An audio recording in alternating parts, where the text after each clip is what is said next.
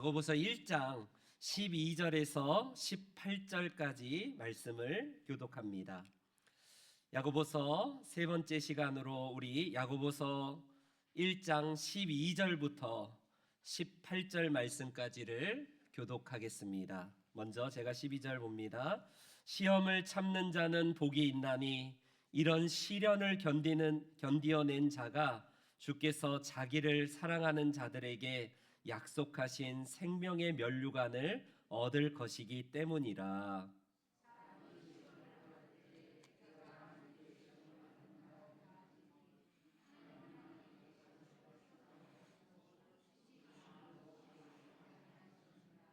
오직 각 사람이 시험을 받는 것은 자기 욕심에 이끌려 미혹됨이니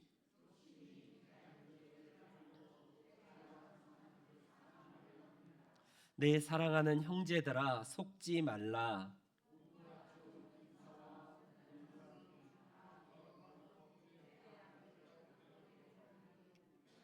결함도 없으시고 자만 그림지도 없으시니라. 같이 합니다. 그가 그 피조물 중에 우리로 한 첫 열매가 되게 하시려고 자기의 뜻을 따라 진리의 말씀으로 우리를 낳으셨느니라. 아멘. 아멘. 성경에서 이게 시험이라는 단어가 이게 나오기 때문에 우리는 이 시험이 마귀가 주는 시험인지 이게 하나님께서 하시는 시험인지 헷갈릴 때가 많아요. 그래서 이게 원문과 특히 영어를 보면 명확하게 시험이 이게 딱 구분이 되는데 우리 성경에는 때로는 시련이라고도 번역이 되지만 대부분 하나님께서 주시는 것도 시험, 사탄이 우리에게 하는 것도 시험, 동일한 이 시험이라는 단어를 쓰기 때문에 헷갈립니다.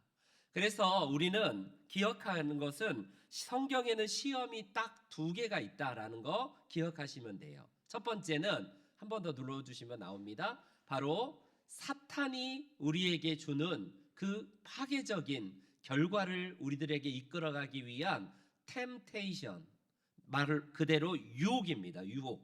이게 이제 예수님께서 우리에게 주기도문을 가르치시면서 하신 말씀, 그 기도가 뭐예요? 우리를 시험에 들게 하지 마옵시고 라고 할 때에 이 시험은 마귀의 시험, 사탄의 시험을 지칭합니다. 그래서 성경에는 이 시험이 있다라고 말을 해요. 두 번째 시험은 뭐냐면 바로 어떤 시험이냐면 하나님께서 우리를 테스트하는 시험을 말합니다. 학생들이 시험이 없다면 얼마나 자유롭겠어요. 막 탱작탱작 놀고 막 얼마나 즐겁겠습니까? 근데 그 시험을 통해서 내 성적이 어느 정도가 되고 가늠할 수가 있고 내 시험을 통해서 내가 학교를 또 우리가 계산할 수도 있고 하는 그 시험을 말합니다. 마찬가지예요. 하나님은 우리를 시험하신다라고 할 때에 유혹에 빠져들게 하는 그 시험이 아니라 우리 그리스도인들을 한 단계 업그레이드하고 우리 그리스도인들에게 맞춤식의 시험을 하는 것을 지칭할 때에 시험한다라는 말씀이에요. 근데 야고보서에서 나오는 오늘 본문의 이 시험은 사탄의 시험을 말을 하고 있다는 것을 먼저 염두에 두시기 바랍니다. 바로 달리 번역하면 유혹이라고 해야지 조금 더 받아들이기가 쉬울 것 같아요. 우리가 유혹이라는 것은 우리가 분별하지 않으면 굉장히 교묘하게 다가오기 때문에 시험, 이 유혹을 이길 수가 없습니다. 그러나 오늘 본문을 통해서 우리가 어떻게 하면 시험을 이길 수 있는가? 옛 고사성어에 파산중 여파적이니 파심중 나파정난이다. 저도 한문이 약한데 이게 무슨 말이냐면 산속에 있는 적은 우리가 쉽게 물리칠 수 있지만 내 안에 있는 적, 이것은 물리치기가 정말 힘들다라는 고사성어가 있습니다. 그러니까 산에 있는 적은 딱 구별도 되고 저 나쁜 놈들, 저 산적 딱 우리가 구별이 돼서 우리가 무찌를 수 있어요. 그런데 우리 안에 들어와 있는 이 내부의 적들, 만연된 죄악들, 이게 사탄이 우리에게 유혹을 하는 것은 교묘하게 다가오기 때문에 참 이기기가 어렵다라는 그런 말입니다. 바로 그래요. 오늘 우리가 시험을 이기기 위해서 오늘 야고보 사도가 우리에게 적어도 세 가지를 우리가 잘 준비하면 우리가 사단의 시험을 이길 수 있는 비결이 있다라고 강조하고 있는데, 우리에게 있어서 이 시험을 이기는 비법을 함께 살펴보기를 원합니다. 먼저는 뭐가 있냐면요, 15절 말씀을 다시 한번 읽어볼게요. 15절 다 같이 시작. 죄가 장성한즉 사망을 낳느니라. 아멘. 유혹에 대해서 우리가 파멸어린 결론, 그 결과를 예상한다면 이 정도쯤이야 라고 처음 시작조차도 안 했을 거예요. 결과를 보면 어마어마한 파괴와 파멸로 이 시험이 우리들에게 우리 삶을 망치는 것을 안다면요, 아예 시작도 안 할 거다라는 사실입니다. 보세요. 오늘 본문 15절에 욕심이 잉태하면 그게 자그마한 죄를 낳습니다. 근데 아이가 낳을 때에 아이가 점점 자라듯이 죄도 그 정도에서 머물지 아니하고 점점 더 자라는 속성을 가지고 있다라고 말을 해요.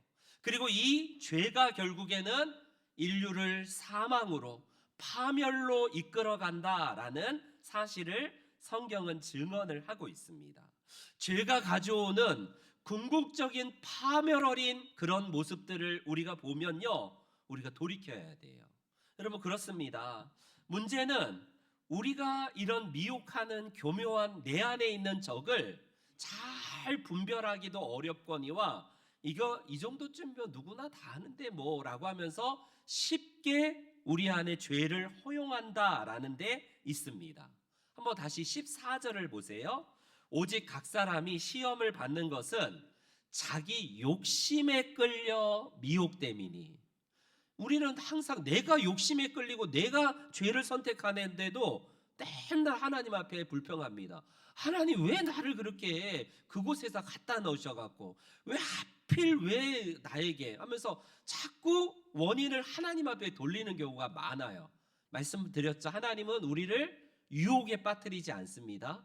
내가 욕심에, 사단이 던져놓은 욕심의 미끼를 덥석 무는 순간에 우리가 결과적으로 그 시험을 받게 되는 것이지, 하나님이 너 걸려 넘어지나 안 걸려 넘어지나 내가 한번 볼 거야, 우리 하나님은 그러신 분이 아니라는 거죠. 그래서 우리가 중요한 것은 욕심은 우리들에게 굉장히 잘 구분해야 돼요. 우리 안에 있는 이 니즈, 그러니까 욕망이라는 것은요, 이거 자연스러운 겁니다. 우리가 수면욕, 성욕, 우리가 여러 가지 우리 안에 욕망은 하나님께서 우리에게 주어진 너무나 존귀하고 보편적인 거예요. 그런데 우리에게 있어서 이 욕심 그리고 이 욕망을요, 분별하지 못하고 애매할 때가 많거든요. 그래서 우리가 예컨대 우리가 식욕이 있습니다. 식욕 자체는 문제가 되지 않아요. 그게 우리가 하나님께서 우리에게 식욕이라는 것을 통해서 먹어야지만 우리 육신의 건강을 유지할 수 있기 때문에 먹게 하십니다. 그런데 탐식이 문제가 돼버려요. 탐식은 욕망 후에 완전히 더 유혹하는 그런 길로 인도해 갑니다. 성욕도 마찬가지 아니에요. 하나님께서 부부간의 아름다운 성을 통하여서 우리들에게 성을 주셨는데 그걸 넘어서서, 제한적인 걸 넘어서서 아무나 관계를 한다면 그것은 죄악이고 이건 아름다운 욕망이라고 할 수 없는 너무너무 파괴적인 결과가 나타나게 된다라는 사실입니다. 그렇기 때문에 우리가 이 욕심, 욕망의 노예로 전락하기 쉽기 때문에 이걸 분별해야 돼요. 그리고 그 욕망을 덥석 물 때에 그 순간은 쾌감이 있고 좋을지 모르지만 결과는 완전히 사망에 이르게 된다라는 사실을 성경은 말씀합니다. 여러분, 태초에 그 첫사람 아담이, 하와가 얼마나 달콤한 사단의 감언 이설에 속습니까? 야, 너희도 이거 먹으면 너희 눈이 밝아질 거야. 너희 눈이 밝아질 거야. 너희가 하나님처럼 된다니까. 너 절대로 죽지 않아. 얼마나 핵폭탄과 같은 그런 그들에게 미끼가 얼마나 덥석물기에 화려하고 아름다운지. 그래? 그래서 하나님이 못 먹겠구나. 내가 하나님처럼 된다고? 이게 얼마나 폭탄적인 거예요. 먹으면 죽는다고 말씀하셨는데 절대로 안 죽어. 야, 하나님 거짓말하는 거니까 먹어봐. 이게 미끼예요. 미끼는 현란합니다. 아주 찬란해요. 그래서 덥석 무는 순간에 그 물고기가 결과 잡혀서 횟감이 되지 않나요? 마찬가지입니다. 우리가 사단이 덥석 우리들에게 처음으로 주어지는 것은 욕망이 아니라 굉장히 아름다운 것으로 둔갑시켜서 이거 해봐. 괜찮은 거야. 너 건강한 증거야. 누구든 이렇게 하는 건데 뭐 남들도 이렇게 하잖아 라고 하면서 계속 화려한 미끼를 줍니다. 그럴 때 우리는요, 이것을 덥석 무는 순간에 어떤 파괴적인 결과가 일어난다는 사실을 알기 때문에 정신 차려야 돼요. 여러분, 지금 남항유업의 그 창업자 손녀인 그 황하나 씨가 지금 애까지 낳는데도 마약에서 끊이지 못하잖아요. 얼마나 마약이 한 인생을 그렇게 막 계속해서 집요하게 끊임없이 계속 우리들을 공격해 온다는 걸 보게 됩니다. 그 황하나 씨가 마약이 얼마나 파괴적인 거 왜 모르겠어요. 한번 그렇게 덥석 무는 순간에 죄가 결국에는 커지고 결국 파멸 어린 곳으로 갈 수밖에 없다라는 사실을 볼 수가 있습니다. 우리 안에 이런 분별력이 있기를 원하고요. 우리가 죄 유혹에 빠지지 않기 위해서는 먼저 하나님께서 우리들에게 주신 이 분별력과 그리고 죄의 파괴성을 미리 우리가 계산하여서 유혹을 이기시기를 소망합니다. 두 번째, 우리 17절 말씀을 한번 볼까요? 17절 다 같이 읽습니다. 시작.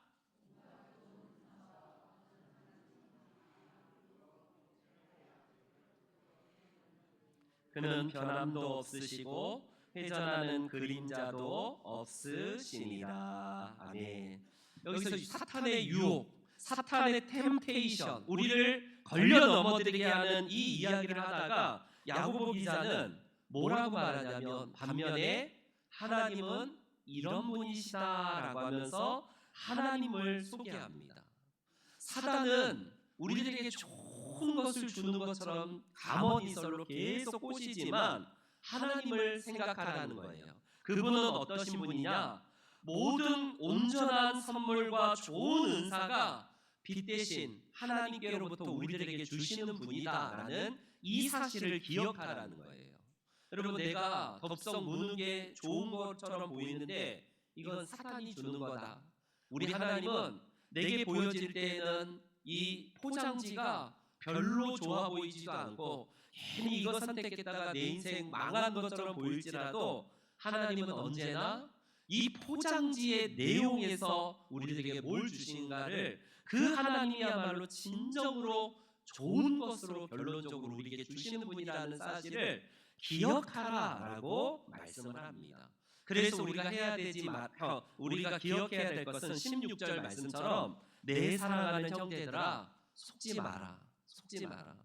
마귀가 너희들에게 그 좋은 것을 준다라고 착각하지 마. 이 모든 것들은 하나님께서만 우리들에게 좋은 것을 주시는 분이야. 사단은 이것을 도치시켜버려요. 이걸 바꿔버립니다. 하나님은 너희에게 한 거 뭐야? 하나님이 너희에게 뭐가 그동안 해준 게 뭐 있어? 자꾸 우리들에게 섭섭함과 자꾸 뭐 이런 섭섭한 마음을 줘요. 그런데 생각해보면 사단이 우리를 계속해서 걸려 넘어지게 하고 망하게 하고 파괴시키는 그 원인이 아닙니까? 그런데 반대로 우리는 생각해요. 하나님은 나에게 준 것도 없지만 우리 사단이 나에게 주는 것이 훨씬 더 좋은 것처럼 보이고 죄가 나에게 주는 거가 훨씬 달콤한 것처럼 착각하게 만든다는 겁니다. 좋은 것은요, 사단이 주는 게 아니라 하나님이 주시는 거예요. 그 좋은 것도 내가 좋기에 좋은 게 아니라 하나님이 좋으시면 언제나 좋은 겁니다. 내가 반면에 볼 때는 안 좋은 것처럼 보일지라도 하나님이 허락하신 이유를 우리는 지금 당장은 모를지라도 결과적으로 하나님은 언제나 선하시다. 언제나 나보다는 하나님의 판단이 언제나 옳으시다라는 사실을 기억하라라는 말입니다. 사탄은 지금도 이 하나님을 자꾸 바꿔서 우리들에게 오해하게 하고요, 하나님과의 속성을 바꿔서 우리들에게 유혹을 해요. 말씀드렸듯이 에덴 동산의 아담과 하와에게 그 좋으신 하나님을 뒤집어서 이야기하는 아주 나쁜 놈 아닙니까? 바로 그겁니다. 하나님은 오늘 본문에도 말씀하시지만 회전하는 그림자도 없고 전혀 변함도 없으신 분이고 언제나 동일하신 분으로 우리를 사랑하시고 좋은 것을 내려주시기를 원하시는 분이다라는 사실을 말씀합니다. 지금 이재명 정부가 설탕세를 도입한다고 이렇게 하지 않나요? 왜 설탕세를 도입해요? 옛날에 우리가 설탕이 귀한 시절에는 그거 넣어야지 얼마나 맛있어요. 저희 아버지는 그 국수를 드실 때에 설탕을 들이막 붓습니다. 막 그 흰 국수 있잖아요. 거기다가 지금도 설탕을 들이부어 갖고 드셔요. 그 저기 뭐야 칼국수 있잖아요. 칼국수, 팥칼국수. 그런데도 전라도식인지 몰라도 거의 막 설탕을 들이부어서 그 면 반, 설탕 반. 그러면서 진짜 맛있다라고 드시는 걸 보고 저희 집사람이 완전 까무러쳤습니다. 그 모습을 보고요. 여러분 설탕이 우리에게 입맛은 달콤하고 좋잖아요. 근데 왜 그래요? 건강을 악화시키는 원흉이기 때문에 설탕세를 도입하자는 거 아니겠습니까? 그래서 지금 당장은 보여지기에는 맛있는 것처럼 보이지만 몸을 망가뜨리게 하고 전 국민의 건강을 망가뜨리게 하기 때문에 이런 천문학적인 돈을 감하기 위해서 우리가 설탕을 조심하자라는 의미에서 설탕세를 도입하자라는 그런 시도를 한다고 하는데, 여러분 그렇습니다. 사단이 우리에게 달콤한 걸 줘서 이거 좋은 거야, 좋은 거야, 진짜 좋은 게 아니라는 거죠.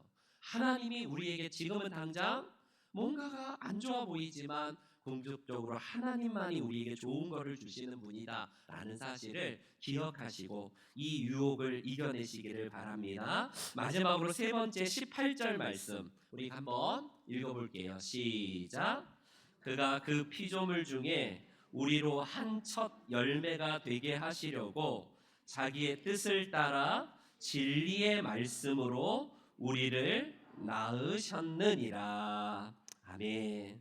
무엇보다도 여러분 세 번째 이 본문에서 야고보 기자는 우리가 새로운 피조물이라는 정체성을 가지라는 거예요. 우리가 사단의 노예나 사단의 종속된 자가 아니라 이제는 그 첫 열매가 되게 하시려고 자기의 뜻을 따라 진리의 말씀으로 나를 낳았다. 내가 어떤 존재인가? 때로는 사단에 넘어지기도 해요. 연약하여서 우리가 이 유혹에 빠지기도 합니다. 그럴 때마다 외쳐야 되는 것은 내가 실수해서 하나님이 이런 나를 외면하실 거야가 아니라 언제나 하나님 앞에 나는 새로운 피조물이야. 나는 무엇과도 바꿀 수 없는 하나님의 존귀한 자녀야라는 이 자의식, 이 정체성, 이 아이덴티티가 필요하다라고 오늘 야고보 기자는 우리들에게 말을 합니다.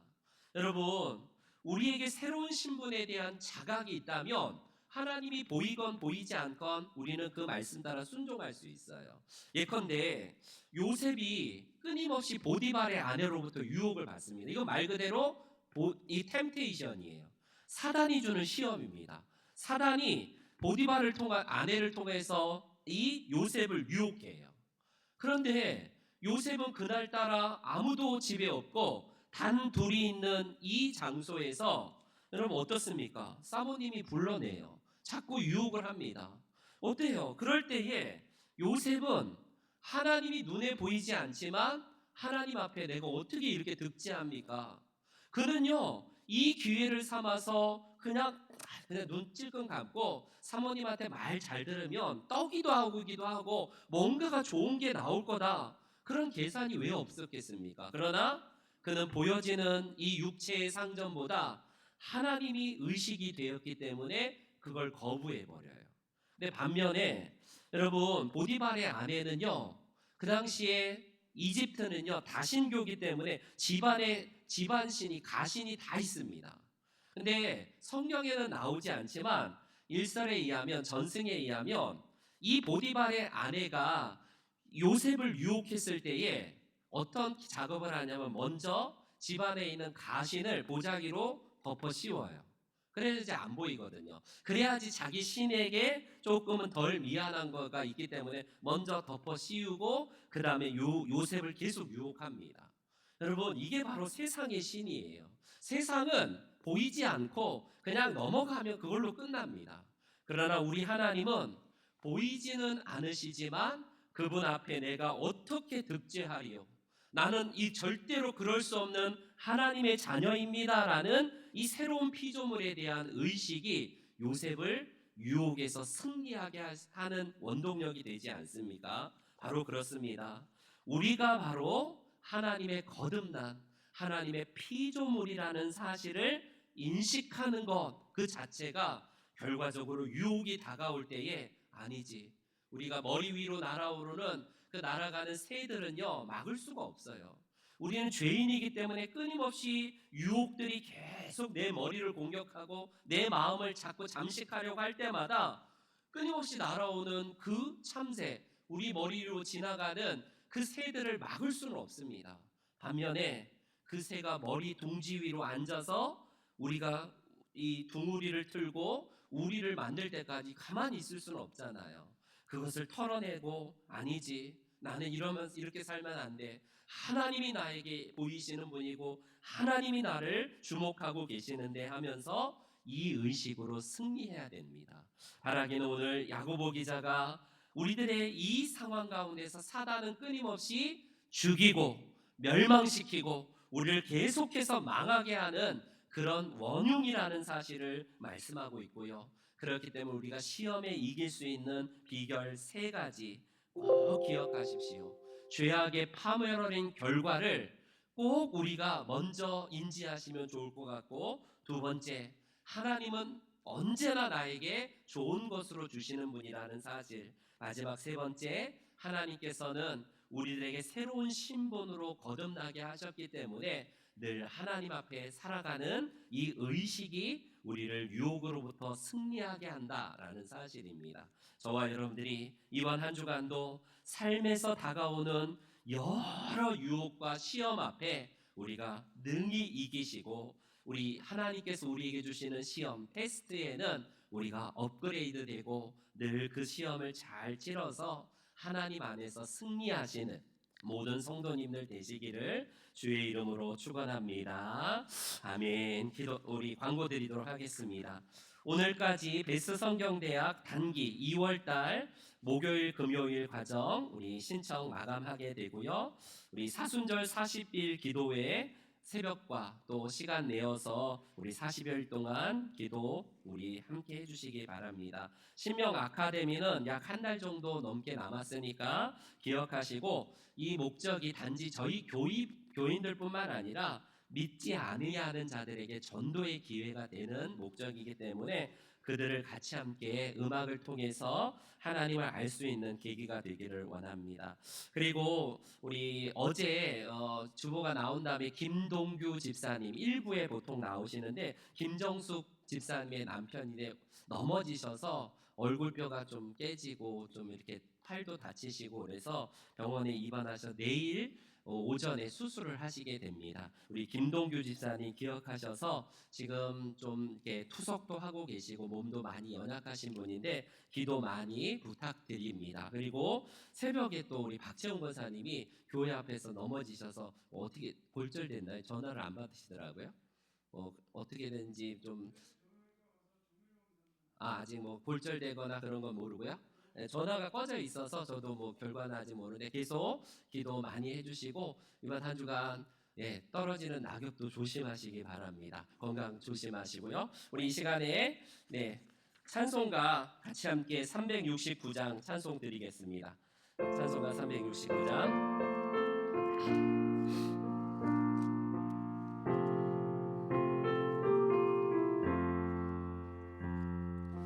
죄짐 맡은 우리 구주 어찌 좋은 친구인지, 걱정 근심 무거운지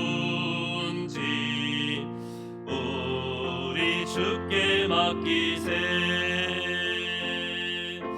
주께 고함 없는 곳 복을 받지 못하네. 사람들이 어찌하여 아랠 줄을